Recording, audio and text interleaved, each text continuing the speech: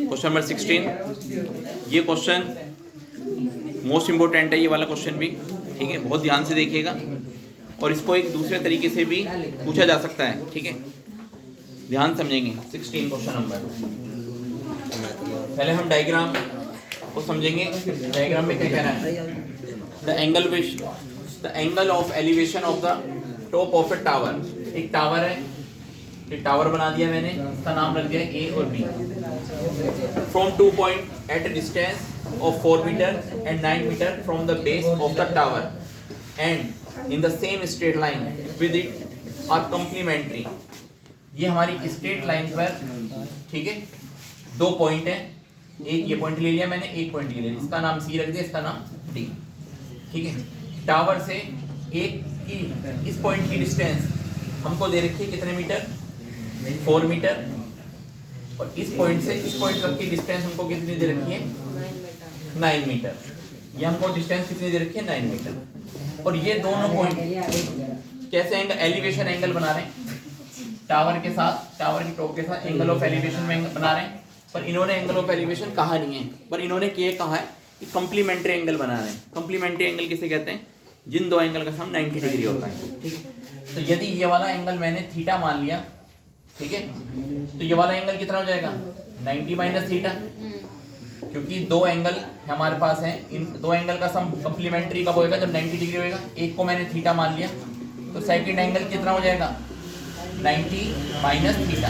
यदि एक थीटा मान ले तो दूसरा कितना हो जाएगा? 90 माइनस थीटा, ठीक है। फिर आगे कह रहा है proof that the height of the tower. हमें टावर की हाइट जो h है वो पहले ही हमें आंसर दे दिया है कि 6 मीटर होगी। हाइट क्या होगी? 6 मीटर। इस क्वेश्चन को याद रखना, h की वैल्यू तो आंसर दे दिया, बट ये क्वेश्चन दूसरे फॉर्म में पूछा जाता है। ये डिस्टेंस a देता है, ये डिस्टेंस b देता है, और प्रूफ करना होता है कि हाइट इसकी अंडररूट ab होगी, ठीक है। अलग से क्वेश्चन कन्वर्ट हो सकता है वाला, इस वे में भी आ जाता है। तो सबसे पहले मैंने मान ली let height of the tower is h metre, ठीक है। तो हमें तो 6 प्रूफ करना ही है। सबसे पहले हम लेंगे इन ट्रायंगल ADB में, इस वाले ट्रायंगल में ले रहा हूँ पहले मैं tan थीटा। क्या होता है? Perpendicular upon base. परपेंडिकुलर है हमारा h और बेस है हमारा 4, ठीक है। तो यहाँ से tan थीटा हमारा कितना आ गया? h upon 4। कोई हमको एंगल नहीं दिया है, थीटा 30 डिग्री 60 कुछ नहीं दिया है, तो हमने यही इक्वेशन नंबर 1 मान ली। अब लेंगे इन ट्रायंगल ACB में, ठीक है। आपको उसी तरह से ही रूल फॉलो करने, ठीक है। tan 90 माइनस थीटा एंगल, ठीक है। ये वाले ट्रायंगल में tan 90 माइनस थीटा क्या हो जाएगा? Perpendicular upon base. Perpendicular upon base, perpendicular है h, बेस हमारा कितना है?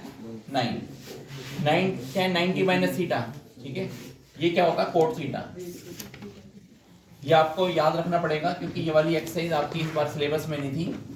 तो tan 90 माइनस थीटा का फॉर्मूला क्या होता है? Cot theta. ये कोट थीटा के बराबर होता है, आप ये याद रखना। साइन होता तो ये कोस हो जाता, कोस है तो साइन हो जाता, कोट है तो ये tan हो जाएगा, ठीक है। आपको बस यहाँ पे ध्यान रखना है कि tan 90 माइनस में कोट थीटा होता है। कोट का फॉर्मूला ये आप जानते हैं कितना होता है? 1/tan theta, h upon 9।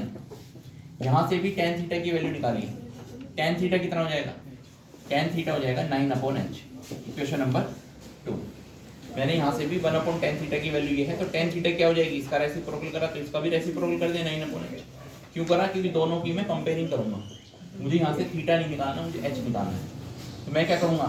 Equation number 1 को 2 के बराबर रखूंगा, क्योंकि ये भी tan थीटा है, ये भी tan थीटा। h अपॉन 4 किसके बराबर हो जाएगा? 9/h के बराबर। ये दोनों आपस में क्या हो जाएंगे? बराबर।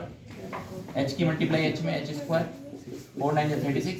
तो h की वैल्यू क्या हो गई? √36। तो h की वैल्यू आ गई 6 मीटर। Hence proof. हमें यही प्रूफ करना है, ठीक है।